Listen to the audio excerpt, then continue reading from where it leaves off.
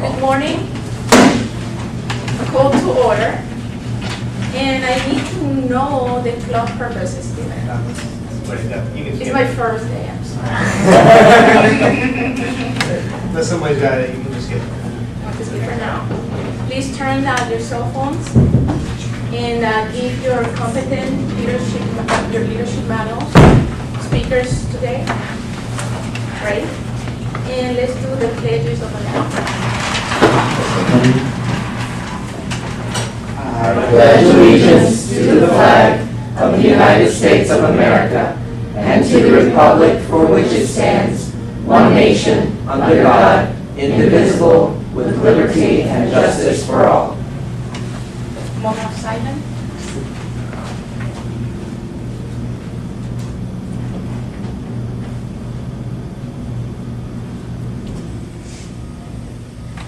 Good morning. It is my pleasure today to introduce our Toastmaster, Miss Kerri B.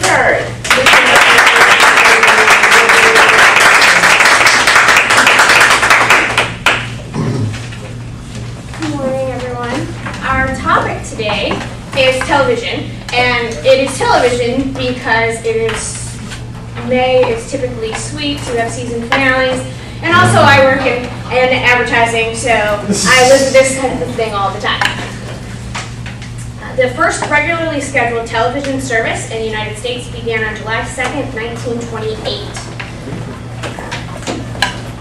And it was a broadcast from an experimental station in Wheaton, Maryland, which is a suburb of Washington, D.C. And it ran for about 18 months. They ran during 1928 to 1929. A New York City radio station began a regular schedule, limited, of live television broadcasts starting August 14th, 1928. And then radio giant RCA began a daily experimental television broadcast in New York City in March of 1929 over station W2XBS, which is our current WNBC, which is the national feed of your NBC, their actual NBC programming. NBC programming, which makes up basically their prime time plus the Today Show. Most of the other programming during the day, and some of the soap operas, most of the other programming during the day is syndicated. So it can run on any station, they just make the program. Something like Regis and Kelly, or well, it was Regis and Kelly, it's now Kelly and Michael. Like that is a syndicated program. It can run on any station that pays for it. Where here it runs on NBC, in other markets it runs on ABC or CBS. And NBC officially began regularly scheduled television broadcasts in 1939 with the broadcast opening of the New York World's Fair, which is where most people saw television. There's no one person that really is specifically tied to developing television per se. There were many people that worked on it in many countries, and all simultaneously in the early 1900s. We will move on right now to our technical table, and we will start with our grammarian who is filling in for us, George Costello.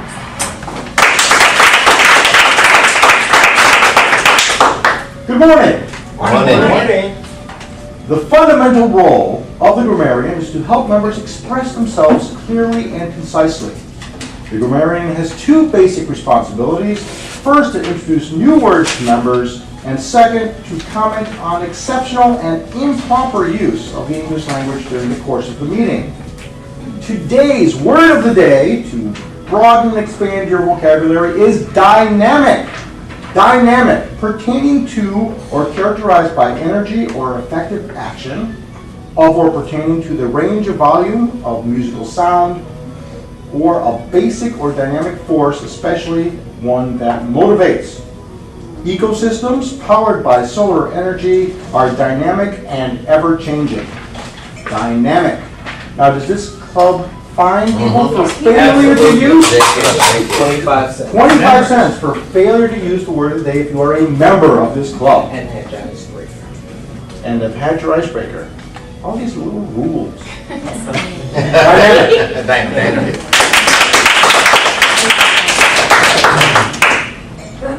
Next is our counter, Alexander Balda. Good morning. I predict today we are going to have a dynamic meeting. The purpose of the up counter is to note words and sounds used as a crutch or pregnant pause by anyone who speaks during the meeting. Words may be inappropriate interjections such as and, well, but, so, you know.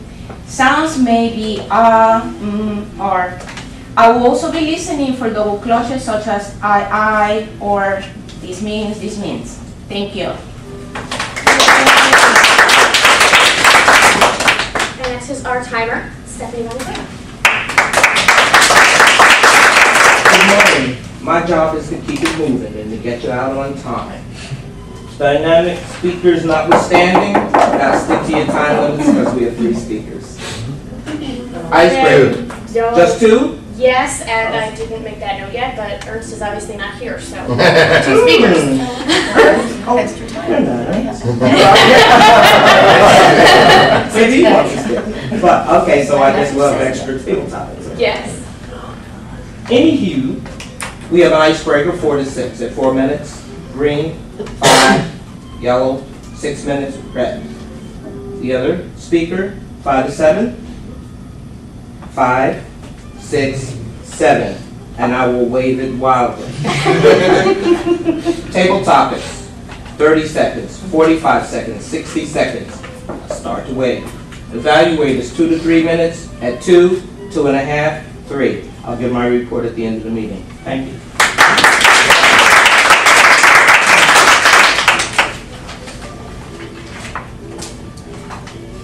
Following World War II, the FCC was flooded with applications for television station licenses. With more applications than available television channels, the FCC ordered a freeze on the processing of station applications in 1948 that remained in effect until 1952. By 1949, networks stretched from New York to the Mississippi River, and by 1951 to the West Coast. Commercial color television broadcast began on TBS in 1951. Television usage in the United States skyrocketed while only 0.5% of U.S. households had a television set in 1946, 55.7% had one in 1954, and 90% had one by 1962. And in 1971 was the first year that the sales of color televisions in the United States exceeded black and white. In other countries, color was slower to arrive and did not become common in Western Europe until 1980s. We are moving on to our first speech. Our first speaker will be talking about how she ended up in Florida. Speaking from the Confident Communicator Manual, doing her icebreaker, please welcome Toastmaster Tidbit.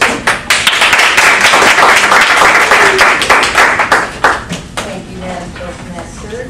Hello, good morning, everyone. Toastmasters and guests. Today I'm presenting my first ever Toastmaster speech in my life. Go with what you know. So what do I know more about than myself? My name is Patricia Ellen O'Neill Armstrong Patain. I'm originally from St. Louis, Missouri. I'm one of 5 of 4th generation Irish Catholic family in America. They have 2 brothers and 2 sisters. On my father's side, the O'Neill side, they were very religious. They were nuns and priests. They had small families. They were higher educated, judges, white collar, lawyers. We did not do any genealogy on that family, so I don't know a whole lot more. On my mother's side, the Denny's, we did a lot of genealogy, so we know quite a bit more. They were blue collar union workers, but they were also priests and nuns. It's the whole Irish Catholic thing. My great-great-grandfather fought in the Civil War, and for his bravery and service, he was awarded a land grant of a large tract of land which is now in the heart of St. Louis County. And they were so grateful to receive this land because, again, we were Irish Catholic, big families, so they needed lots of land. Because they were so grateful for this land, they decided to, many of in the family decided to name their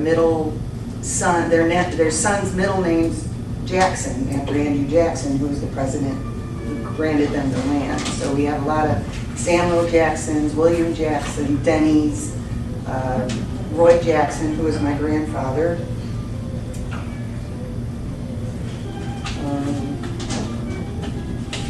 They were one of the first settlers. The road that, in the old days, there were many dirt roads, and this road that led from one end of the county to the other, which connected the Mississippi River to the Missouri River, was called Denny Road, or the road to Denny's home, since it was the largest homestead in the county then.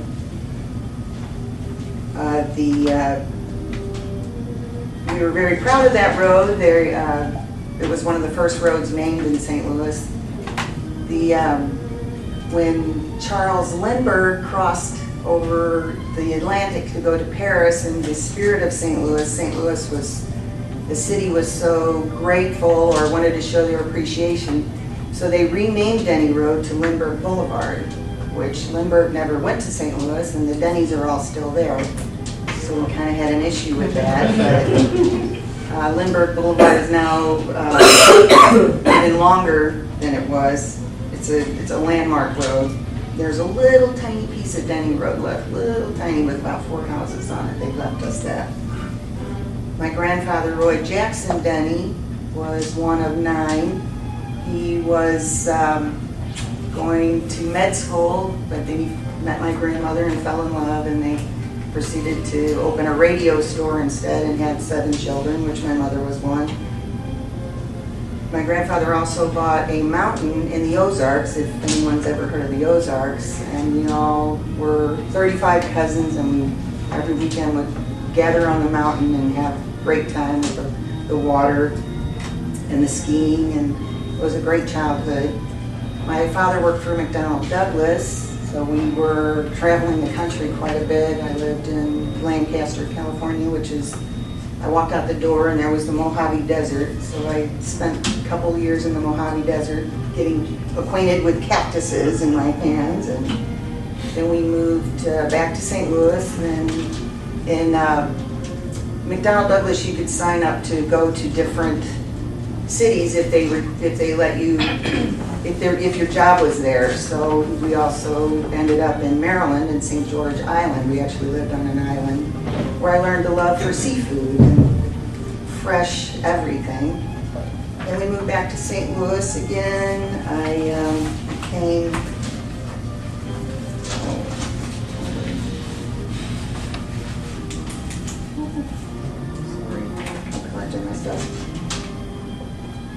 I went to beauty school. I was in high school and also beauty school at the same time. So when I graduated from beauty school, actually before I graduated from high school, which means I've been in hair since I was 12. No, actually 37 years I've been doing hair. I own my own salon in St. Louis County. I had 3 kids and then 2 more. So I decided the kids were more important than the salon, so I sold the salon. We came to Florida many times for vacations, so one day after slipping and falling on the black ice again in the driveway, I decided I'm going to go live at vacation. So I got online, hit the internet, got a job, got an apartment, told my husband, sell the house, we're moving to Florida. My 2 youngest have 5 children. We're starting high school, so I thought, what a better place than Florida. So we came to Florida. My 2 youngest joined after high school, joined the Air Force, and we live a great life in Florida. So here we are. That's how I got to Florida. Thank you.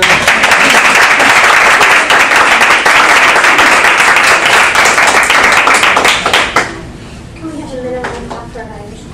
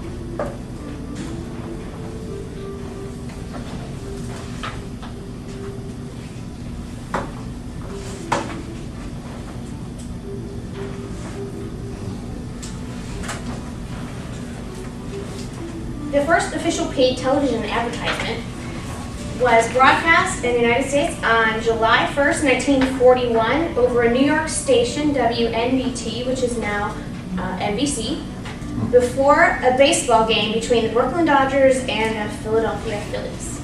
And it was an announcement for watches. The company paid anywhere from $4 to $9, which was a lot of money in 1941 for an advertisement. Of course, when you look at the fact that we pay, I believe it was $4 million per 30-second ad in the Super Bowl. So, quite a difference. Of course, we are reaching a lot more people. They are reaching millions now, and they were only reaching thousands in 1941. The first TV ad broadcast in Asia was in 1953, and in the UK was in 1955. And until the early 90s, advertising on television had only been affordable to large companies willing to make a significant investment. But with the advent of video, which allowed the companies to create the ads, that was a lot of why they couldn't advertise, was the creation of the actual spot to go on TV. And as well as cable being much more available, it is definitely less expensive to advertise on cable. You are reaching smaller groups, but it is less expensive, and also the fact that now you can advertise in just by market. You can advertise in just Orlando. You don't have to advertise nationally, which in the early days you really did. You needed to buy the NBC programming. You couldn't just buy it in a specific market. Our second speaker today is speaking from the Competent Communicator Manual, project number 2, How to Organize Your Speech, titled How to Get More Out of Your Life. Please welcome Jason. Can't do my own writing.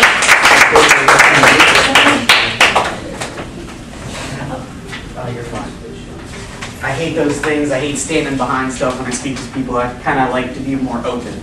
So before we start things off, this is going to be a very interactive speech. I'm going to need some participation out of each and every one of you.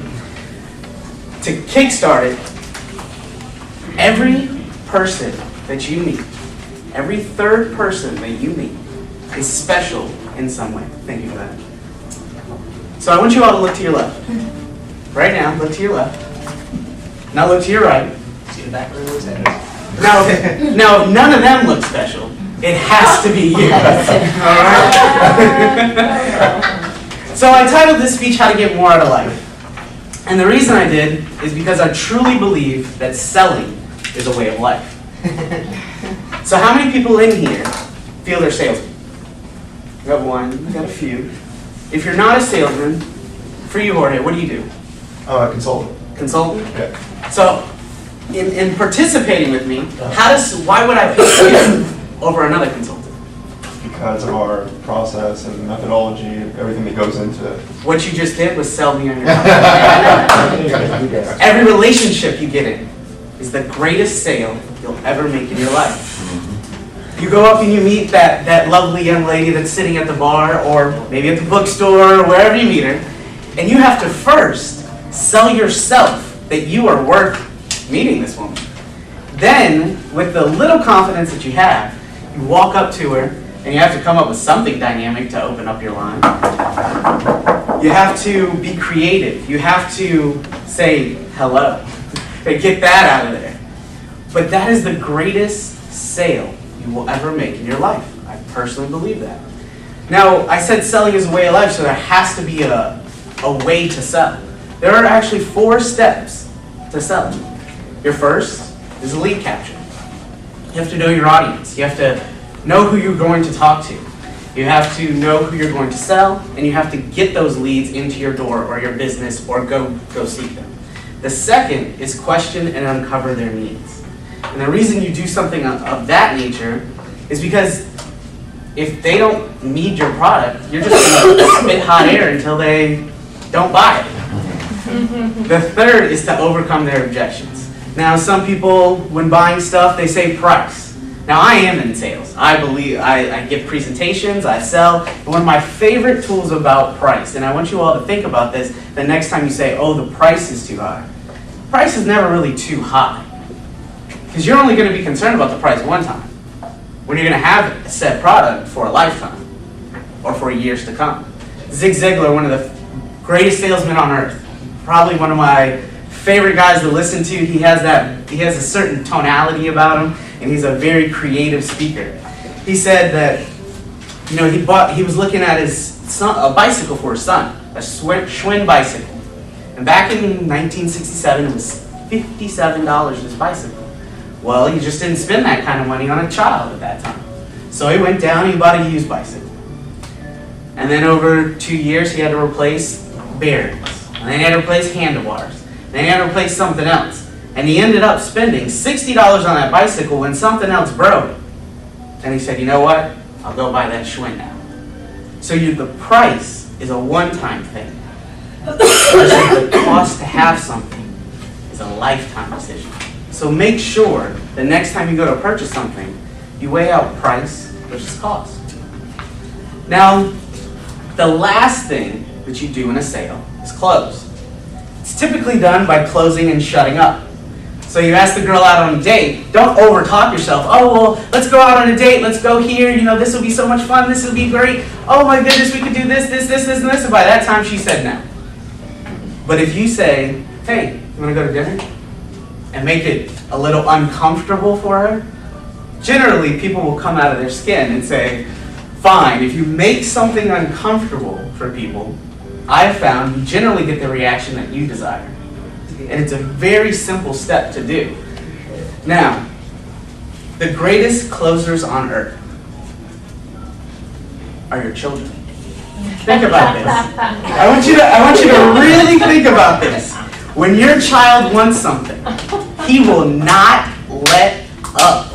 It is relentless. I have two little brothers, one's 8 and one's 11, and I promise you, when they want a video game, when they want that new pair of LeBron James shoes that my parents won't buy them, when they want candy, when they want anything that mom and dad won't give them, they call me, or if I'm there, they will let me know that I need it. It's not a want anymore, it's a need for them. And they just continue to close and close. They pester you. But you know, everything would be so much better if I had a piece of candy. I don't want that food. It's so gross. I can't take it. It's too soft. It's too chewy. It's too this. It's too hard. And they close and close and close until what do you do as parents? When they won't stop, they give in. I say no. Some say no. Some people are shaking their heads. But I'm willing to bet that out of 100% of the time, they kept closing and closing and closing. You gave in. Now guys, selling is a way of life. There's always two ways to sell. Either someone's selling or someone's being sold. When elections happen, they're selling themselves to you. They're selling the idea that, hey, I'll actually get stuff done if I get elected, or I won't get stuff done if I get elected. But they're selling themselves. Now, sell or be sold. I challenge you all to educate yourself on selling and really look at it as a way of life. If there's one book I could ever recommend on selling, it would be Sell or Be Sold by Grant Cardone. Probably one of the most phenomenal books I've ever read that really taught me the importance of selling. Thank you all today, and thank you for the time.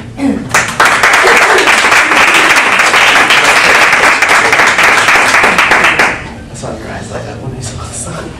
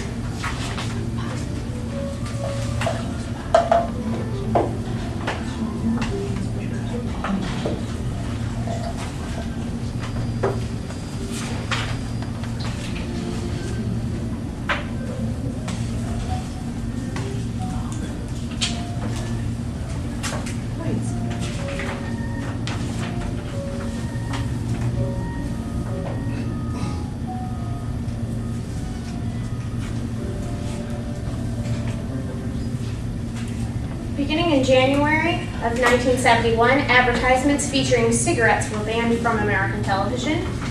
Advertisements for alcohol products are allowed, however, the consumption of any alcohol product is not allowed in the actual advertisements.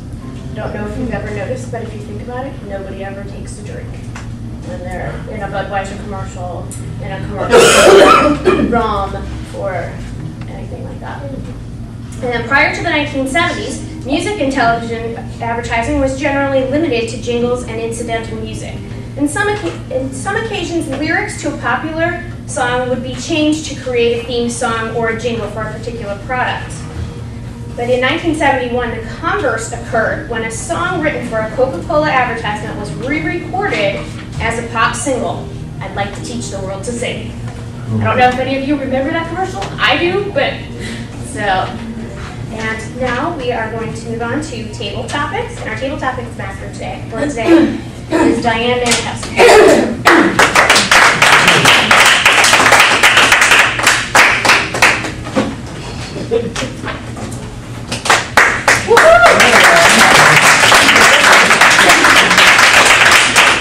Well, today I had planned to not spend any of your time talking because today was going to be your day, because you were all the stars today. And since I am the television master, I'm going to give you all a chance to be great dynamic actors. I'm the host, so I'm going to ask you a lot of thought-provoking questions, and I want you to give me thoughtful and creative answers. So please remember to be dynamic. Everybody watches television, but there are so many channels these days that a lot of us spend most of our time channel surfing. Stephen, you are channel surfing and something catches your eye. What is it, and what's happening that attracts you to stop and watch?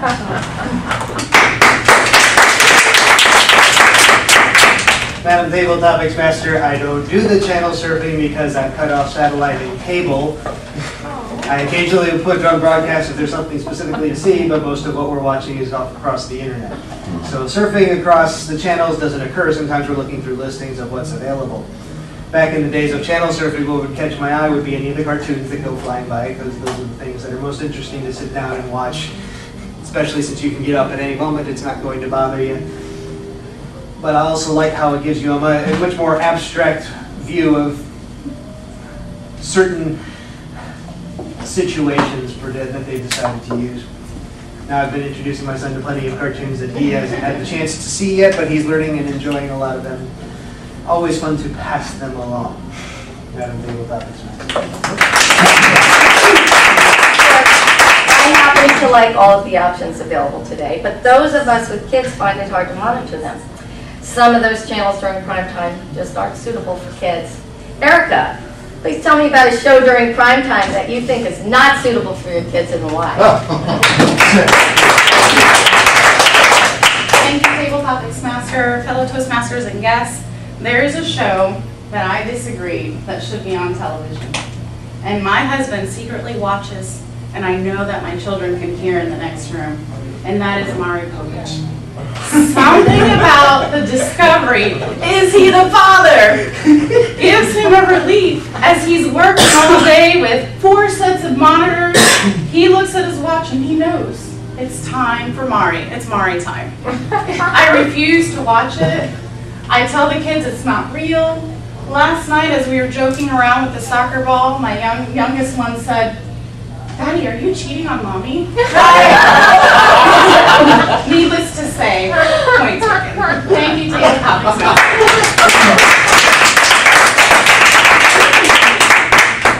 Now I spend a lot of time watching the Fox News channel, but sometimes I just have to turn my brain off, so I may just turn on the Food Network channel and watch the creativity and the characters and pretend that I am on one of the shows. Mayor, are you up to being an actor today? So there are 2 spots open on the Food Network shows, and you're going to be placed on one of them. Would you be the best cook in America or the worst cook in America? And describe why you belong on the one of the 2. Thank you, Toastmaster. Good morning, Toastmasters, and thank you for having me here today. I would probably be the worst cook at this show because I don't do much cooking. I have been taught by my wife to do cooking, and I will do some Spanish food, Puerto Rican food. I am very well in doing some of the Spanish food. Matter of fact, sometimes I can be somewhat dynamic. But unfortunately, the outcome of the product is not usually what my wife is expecting. So I don't think that from what I would do in the show would be something that you want. Thank you for having me today. Thank you for the podcast. Now, Stephanie, there are a lot of reality TV shows, but sometimes I wonder if the reality show really is for real. So, do you think the episodes on Jerry Springer are true or staged? And what episode do you remember as the most outrageous or egregious?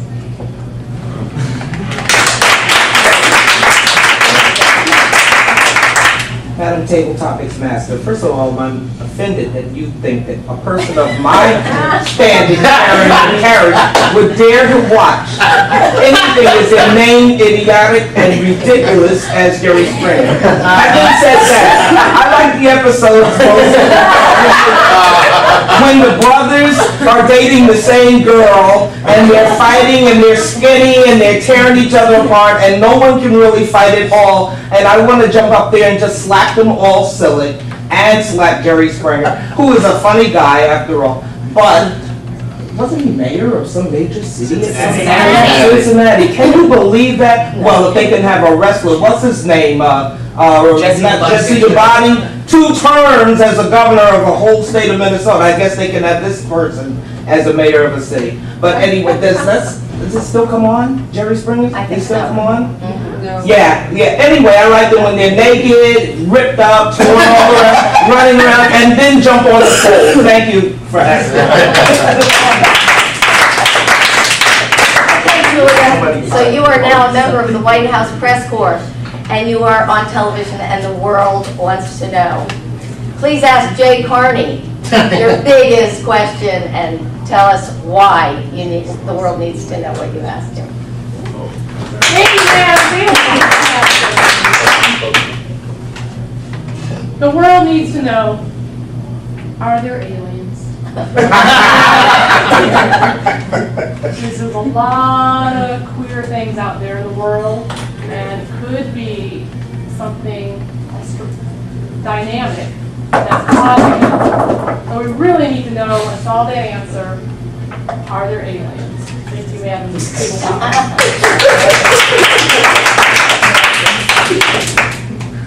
Okay, Gus. So who is your favorite character, and what makes him or her so beloved? The cast, the show, or something that you identify with him about? Tabletop Master, you will be surprised that even though my children are 27 and 25, my wife and I, what we like to really watch are the Disney cartoons. So when I get from work and just to wind down, I love, all the shows that my girls watched, that they're gone. I relive those princess movies and I watch them and just think about the beauty my daughters have turned into. And Okay, George.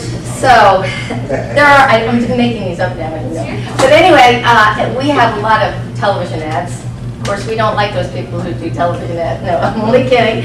So we have a lot of television ads on television, and a lot of us don't watch them because we like to, of course, surf right through them and watch a different show. Do you do this, and what ad will you actually sit and watch?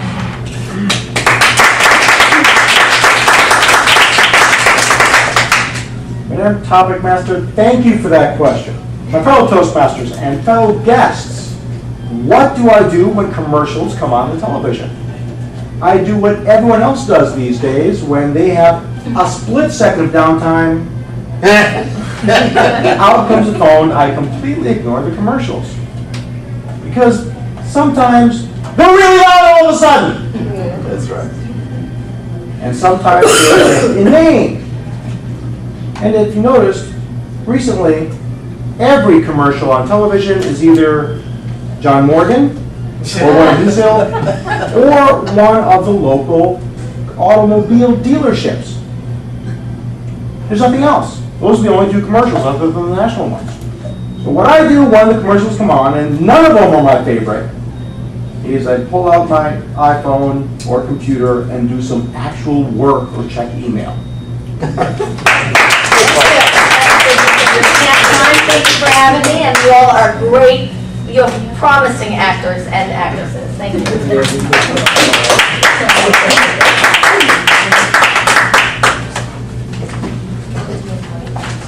And it is now time for our educational portion of our meeting, and I will call up our master evaluator, our general evaluator, Julia Kaufman.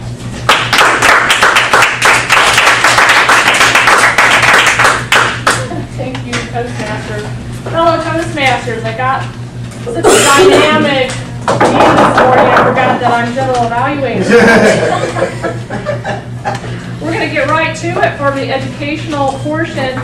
For our guests, this is where we find out about how well we speak. We get to hear the good things about our speech, and we also get to hear some constructive feedback on how we can be better. It's a great opportunity to really understand how others see us when we get up here in front of the lectern. Our first evaluation for our icebreaker, Miss Pat, will be given by our evaluator, Stephen Morgan. Please welcome Stephen to the lectern.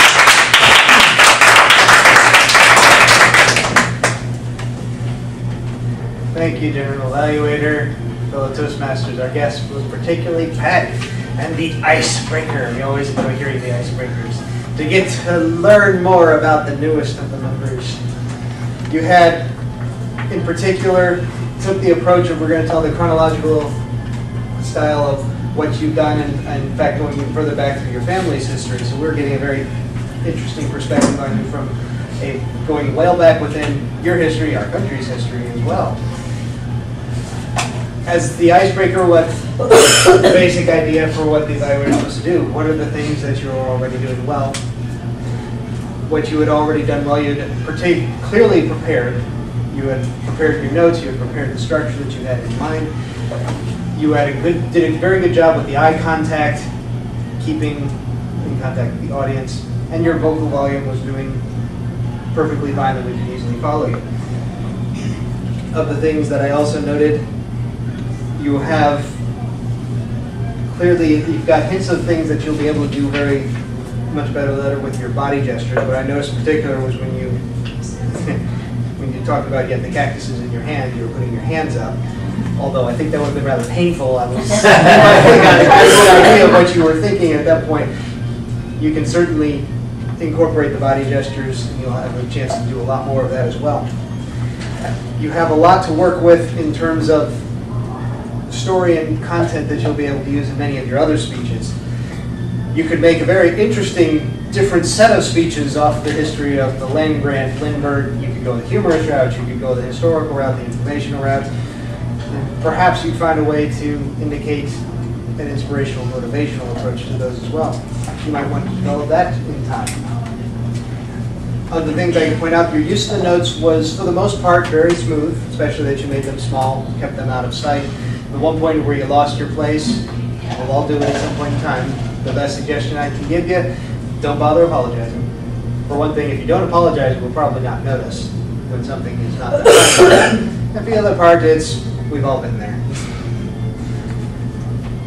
What I particularly would love to see coming forward for the future speeches are about you personally, what your interests, what your passions, your motivations, which will certainly lead into plenty of content that I'm sure you can bring into those future speeches. You can certainly add a lot more dynamic content to those to your, if you want it, you can take your voice in many further directions, and the body gestures can get bigger, and eventually you'll be able to get this out of the way when you're ready to stand up and get out front the way James does not like to get back behind here. Someday we're going to make him do a speech he has to stay back here. Then we'll see Diane. But in particular, the most important speech you'll ever give in Toastmasters is the first speech you give. And we're glad that you took the time and the opportunity to do that for us, and we're looking forward to see number 2 coming fairly soon. Thanks so much. Just going to keep this evaluation process moving. Our second evaluator, Erika B, will evaluate James' speech. Please welcome Erika.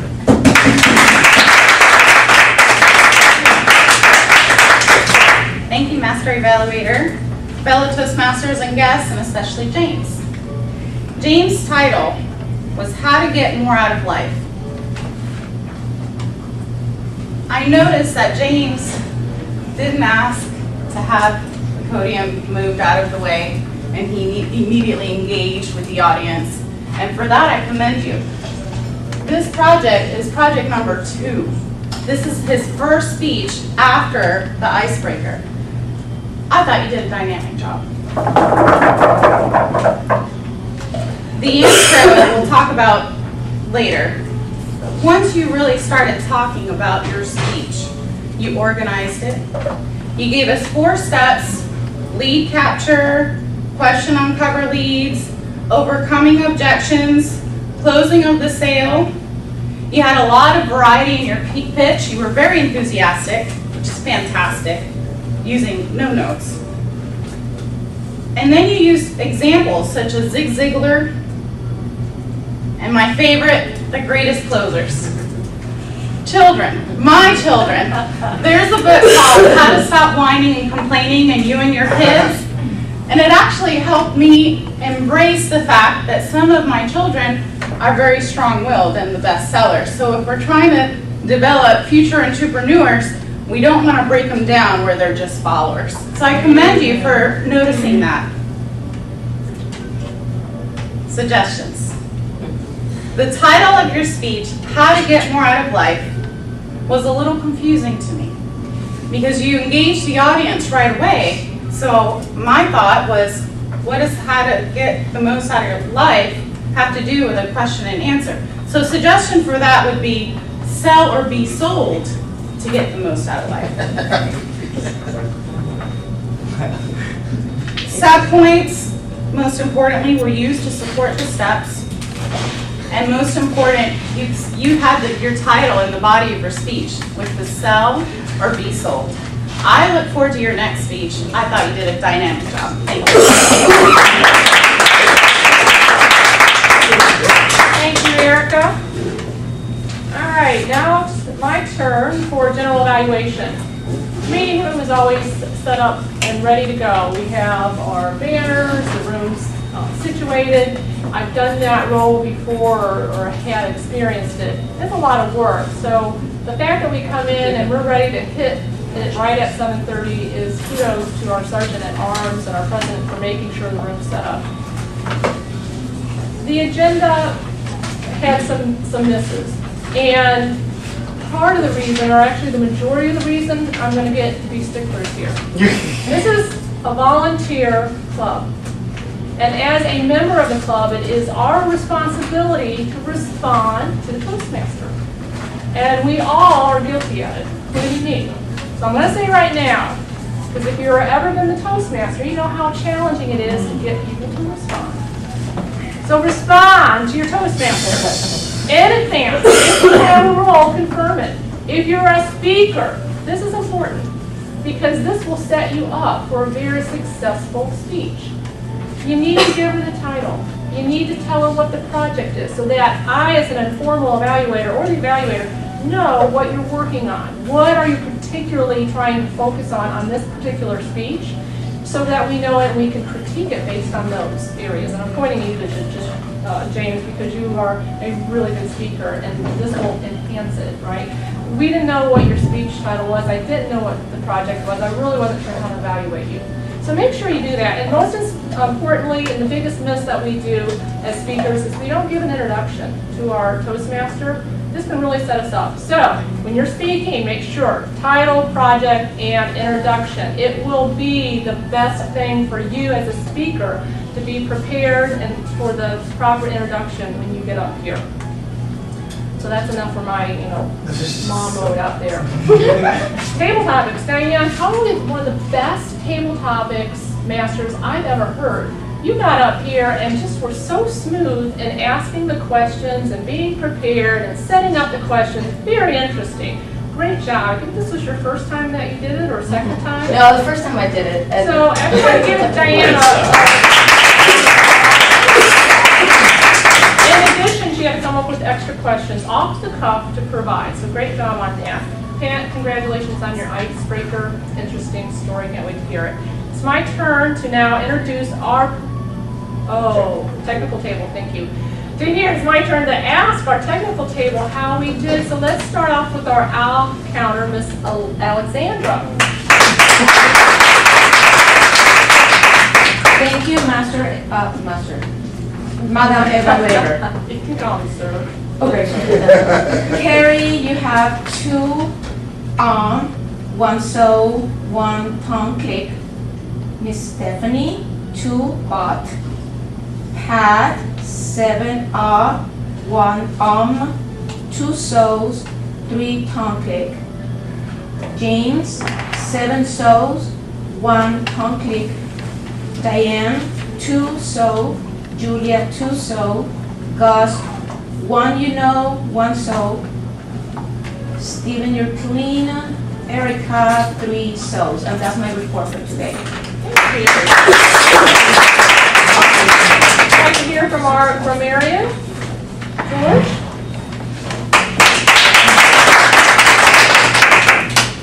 Uses of today's word. Diane, Stephen, Erika, the mayor, very good job. James, Julia, Stephanie, and Alexandra. Everyone else who is a member of this club owes a quarter. Can you please shake the box? Thank you very much. Reminder. Exceptional uses of our language. Stephanie. Standing, bearing, and carriage. Very nice way to set up your speech. Our second speaker, James. Spit hot air. Nice 3 short, sharp words. Really gave a good visual. And Stephanie, again. Any hue. I don't know if it was meant to be cute, and it was. That is my report.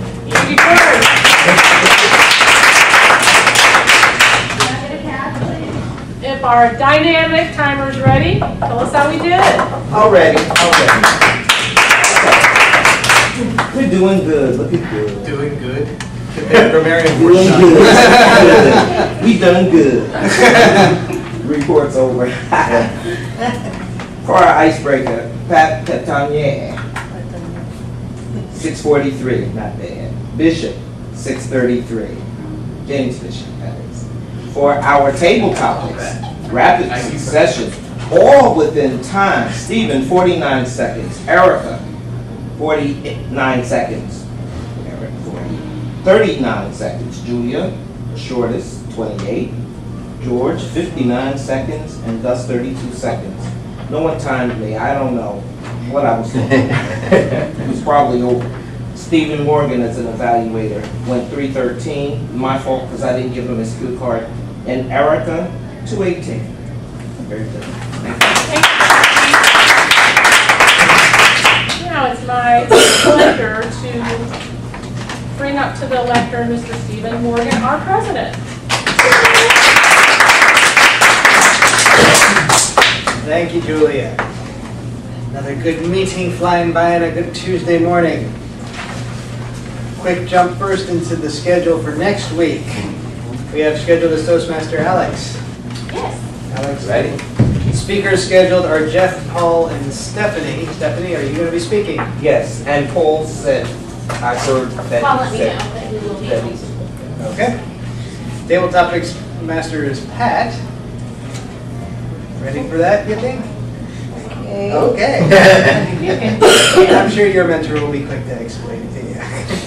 Our general evaluator listed is Susanna. The evaluators listed are Julia, Gus, and Kerri. Are you 3 ready for next? Yes. Okay, good.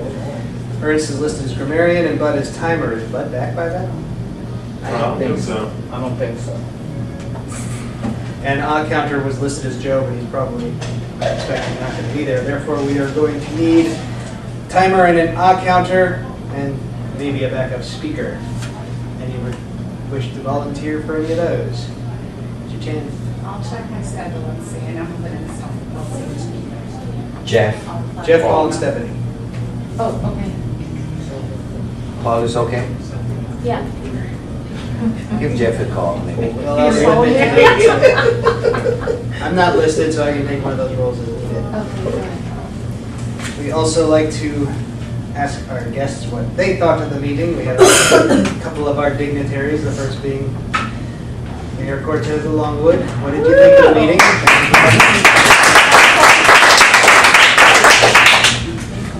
Thank you very much. Thank you for having me here. It was very interesting, the meeting, especially the proper use of the word dynamic.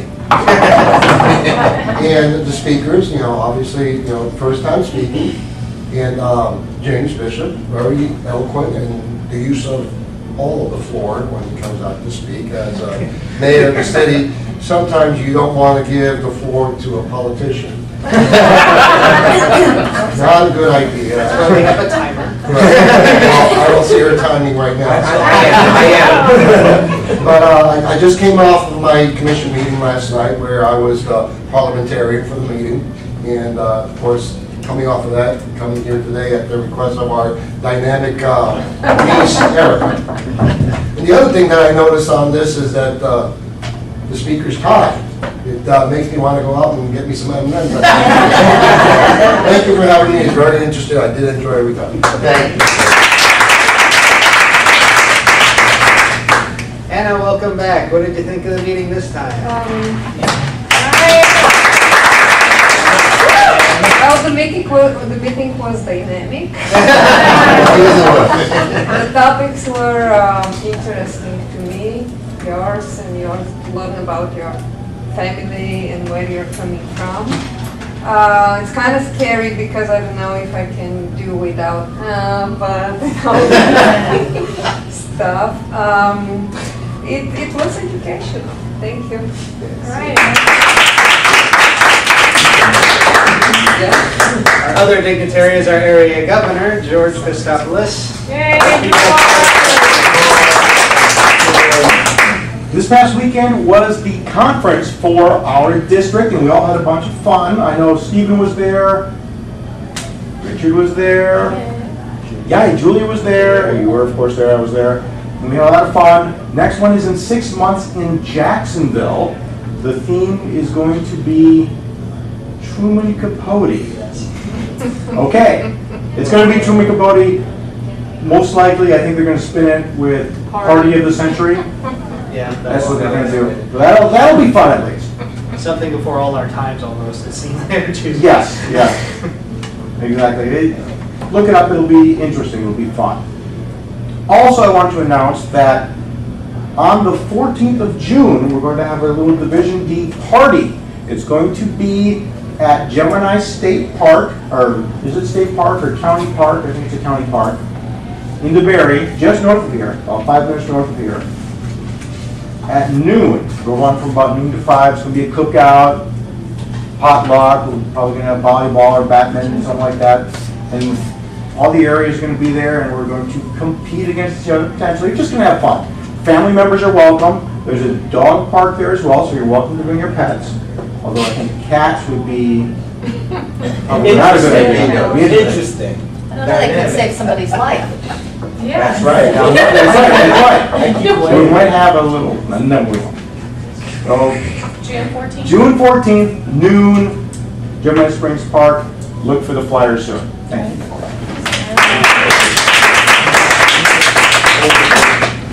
Last piece to toss out. The officer terms end on June 30th. The new officers take office on July 1st. We need new officers. That's right.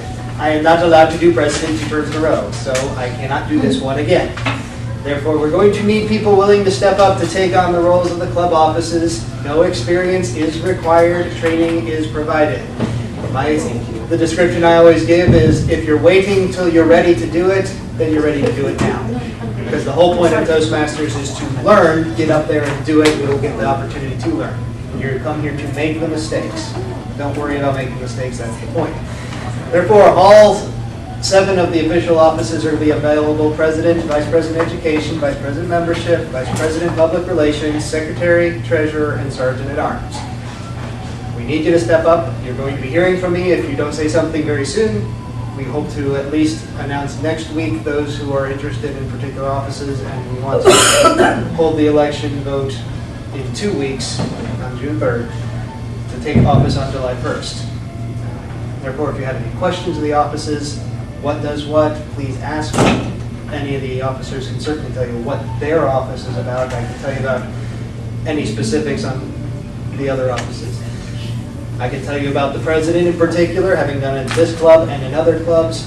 All told, it's actually the easiest of the officers, as long as the other officers are doing their job. And that's what you're supposed to do, make sure that they're doing theirs. It's not hard to get up here and talk for a few minutes at each of the meetings. And in any case, as me, a past president, I'll be around to help out anyway. Are there any questions anyone would like at this point? Or do you want to hear about any of the particular other offices that you might be curious about? James, we'll ask them out. Okay then. You'll be hearing from me if you don't say something very soon, or you might find yourself getting nominated. If I have some nominations. What do you want to hear? We want to announce names next week, and the official nomination vote will be in 2 weeks. Okay. So if you probably want to hear from me before Stephanie gets to you. So. Yeah, that's right. Either volunteer or be voluntold. That's the one for the day. And finally, well, last bit of business, the most important speech you give in Toastmasters is the first one, the Icebreaker, so we'd like to provide the ribbon for Pat.